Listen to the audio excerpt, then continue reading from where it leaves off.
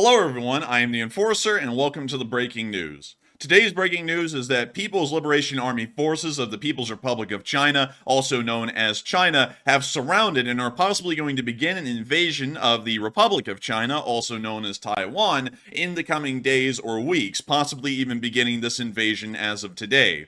We have been able to get information that the island of Taiwan has been surrounded by Chinese naval forces and are also surrounded by the Chinese Air Force as well. We were able to get a map of this right here showing that there are over 30 Chinese naval vessels within the area right outside of Taiwan's territorial waters, and there are also around 40 fighter aircraft that are present as well that are currently right outside of Taiwan's territorial waters and Taiwan's airspace as well. We have also been able to note that there are several EWS or AWACS systems that are airborne within the region, and there are also other naval assets that are held in reserve near to the ports of Guangzhou and several other ports that are traveling up the northeastern Chinese coast within this region.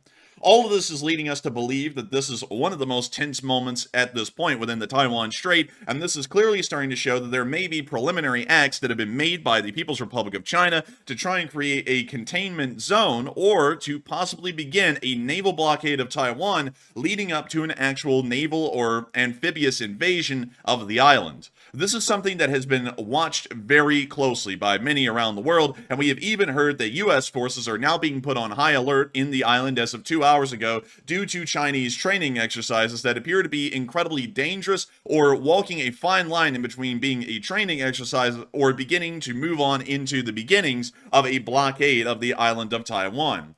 Meanwhile, we have also heard that Taiwan is putting their troops on high alert as well, a very rare instance for Chinese naval exercises. Many people may know that Chinese naval and air force activity within the area of the Taiwan Strait is actually a fairly normal occurrence, with several aircraft or several vessels being incredibly close or passing right by the territorial waters of the island of Taiwan, or the state of Taiwan for that matter. While that is the case, we very rarely ever see that Taiwan issues an official alert to put their troops on high alert, and this is giving us an idea at the moment that things are far more serious than they usually are, with the usual kind of Chinese attempts at provocation that have been occurring. According to the publication from the Associated Press, Taiwan's command has put aircraft in the air and put missile, naval, and ground units on alert. According to the statement from Taiwan's defense ministry, China's irrational provocation has jeopardized regional peace and stability, according to the Taiwanese Ministry of Defense. Meanwhile, we've also been able to hear that a statement from the Ministry of Defense of Japan has come out that they will be backing Taiwan and that they are also preparing for war as well. Unfortunately, I did not put down that bulletin here on our map, but we were able to see that this is a factual statement about the state of Japan's response to the Taiwanese situation, as we did get to hear a Chinese response issued to the state of Japan. According to the information that we've been able to find, according to Wu Jinghao, the Chinese ambassador to Japan, he said that the Japanese people will be dragged into a fiery hell as long as as far as their response is concerned about what they will be doing in support of Taiwan.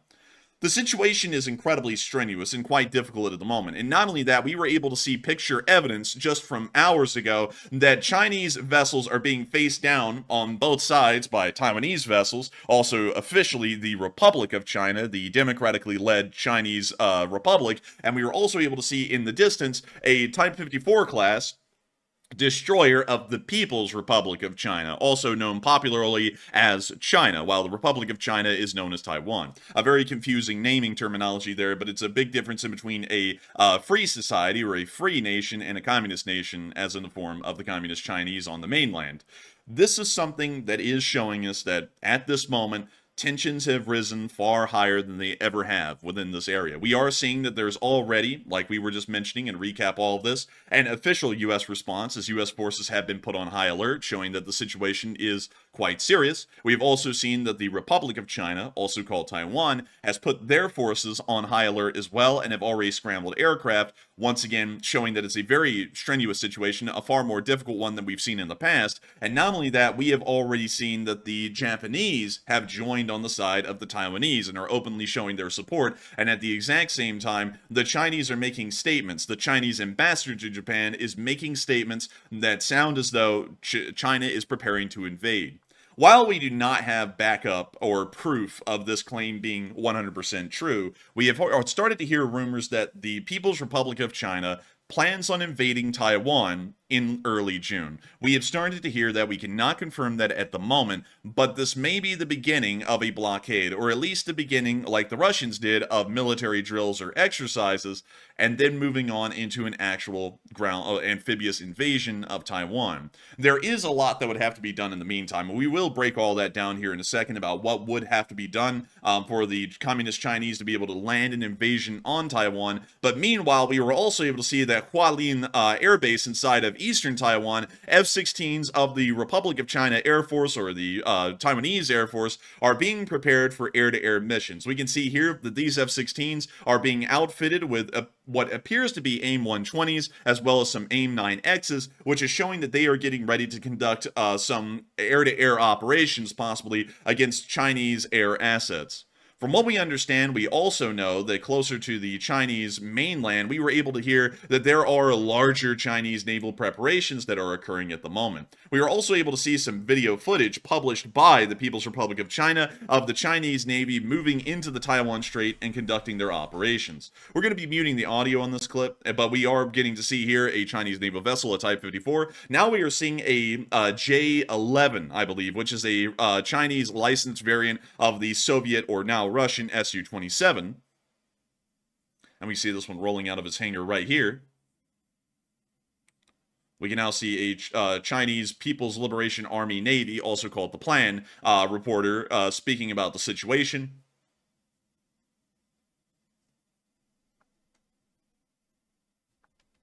And skipping forward from that, we can also see the bridge of one of the Chinese naval vessels that have moved into the strait. We can see the flag of the People's Republic of China flying above the vessel. We can also see them going into drills of high alert aboard the vessel.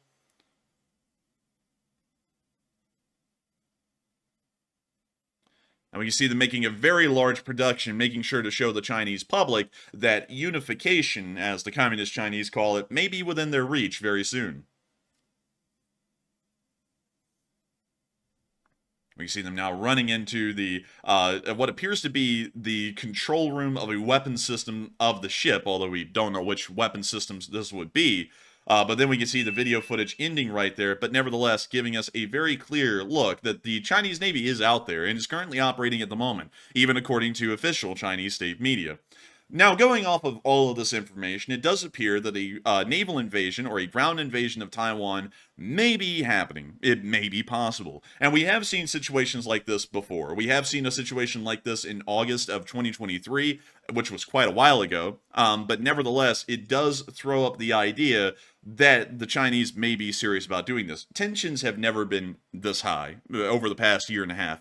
Tensions have never been this high, unless it was the 1960s or the 1940s, right at the end of the Chinese Civil War. Those are the only other times that tensions have ever gotten this high. But at this moment, it does appear that there may be a possibility, not saying that it's a certainty, but a possibility that a war in between Taiwan and the Chinese may begin. Now, if we were to talk about that conflict, one thing I will have to say is do not worry. This will not be like the war in Ukraine, where a ground invasion of the island begins immediately. It will require a decent amount of naval and air force efforts by the Chinese to even get close to preparing for a naval invasion, meaning that there will be time. However, based off the current deployment map that we do have of the People's Republic of China's Navy, or as they call it, the People's Liberation Army Navy, we can see that they have completely surrounded the island, meaning that they could possibly blockade the island by sea and by air, making sure that no supplies or additional support is able to make it into the island of Taiwan if a conflict was to begin.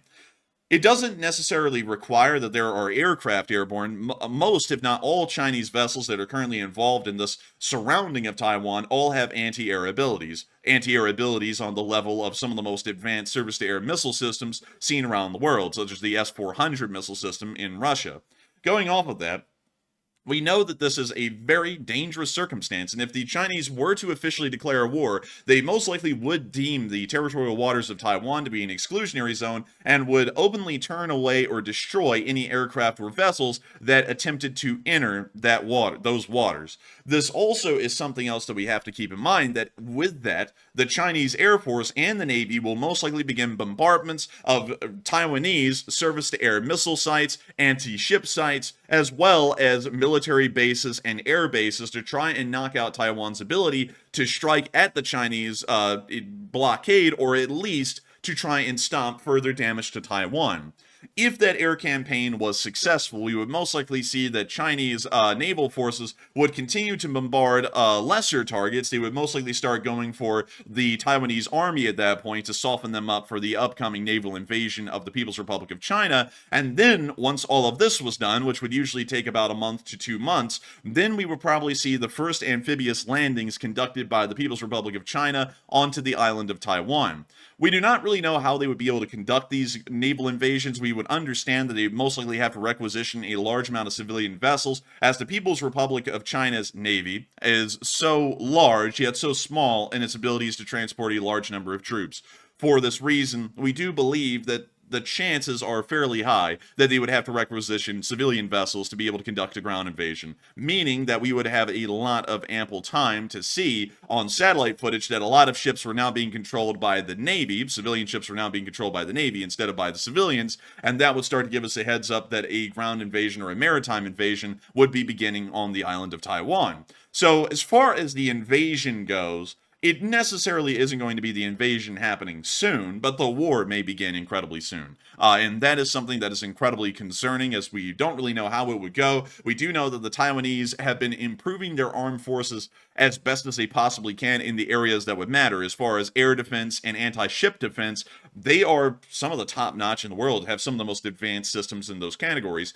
But the army of Taiwan is incredibly lacking in modern technology, and may as well be a vintage of the 60s, much like the Russian army is right now in Ukraine. And going off of that, if there was ever an amphibious invasion that was successful on the island, we would expect that the army of Taiwan would most likely bode poorly, probably taking high losses, but possibly being able to contain this amphibious invasion, considering that the size of it would probably be fairly small. But nevertheless, that is what we understand at the moment to be the situation, and that is our current analysis of the situation if a war was to begin in between China and Taiwan, of how it would go, at least at the very opening phases. We'll have to wait and see if this actually does happen. Hopefully it does not, but we are not seeing a very strong U.S. response at the moment beyond putting our troops on high alert that would dissuade the Chinese from trying to conduct this reunification of Taiwan. And also, really quickly, a lot of people are probably wondering, what do you mean reunification of Taiwan? Isn't Taiwan a completely separate country? Well, not quite. That's actually a very interesting thing. And I'm not saying that I'm a communist here and saying that China owns Taiwan. The thing is that Taiwan actually owns China, and China owns Taiwan, according to the official government statements from both sides. Because you see, the thing is that Taiwan and the Communist Chinese are both the byproduct of the Chinese Civil War that occurred from 1945 to 1949. And at a time, the people who now live on Taiwan actually controlled most of mainland China, almost all of it, as a matter of fact. But at the end of World War II, in 1945, the Communist Chinese, out of the area of northern China, specifically in Manchuria, near Shenyang, began to grow in size, and over the course of the next 4 years, they would end up beating the forces under Chiang Kai-shek, the leader of what would become Taiwan at the time, and they would all move into exile onto the island of Taiwan. But Taiwan's claims, or as Taiwan is officially called, the Republic of China, completely different than the People's Republic of China, they still lay claim to the entirety of the mainland, saying that it's theirs and that the Communist Chinese are unlawfully and illegally controlling Republic of China land. It goes in the exact same reverse, however, with the Communist Chinese on the mainland. The People's Republic of China almost sounds exactly identical to the Republic of China. It's literally just a single word that differentiates the People's Republic of China from the Republic of China on Taiwan. But the People's Republic claims that they are the rightful rulers of all of China, and they do control all of China except for Taiwan. And so they claim that they own Taiwan, and they want to reunify Taiwan with the rest of the Communist Chinese because everyone should be under the red flag of communism, while the Taiwanese say that all of China is theirs, including the mainland, and that they should be able to get it back at some point in the future because they are the rightful rulers, or really the rightful government of China. And that is why whenever you hear any talk about this conflict, you always hear about them saying that they're going to reunify. And that's where the reunification comes from. It's communism versus capitalism. The age-old battle that ended really in the Cold War, but still goes on strong in between Taiwan and China and North and South Korea.